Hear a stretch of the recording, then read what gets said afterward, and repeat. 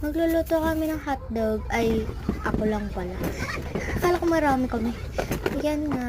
Hinaano ko lang yung kalan tsaka yung mantika. Bumuputok nga yung ano namin. Umuusok-usok pa. Tinatakpan ko nga kasi pumuputok yung mantika.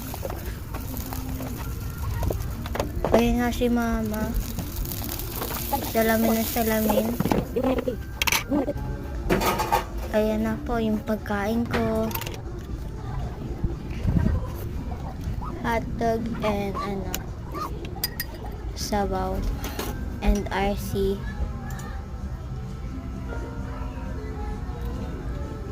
Ayan nga po. Wala nga lang picture-picture niyo ano.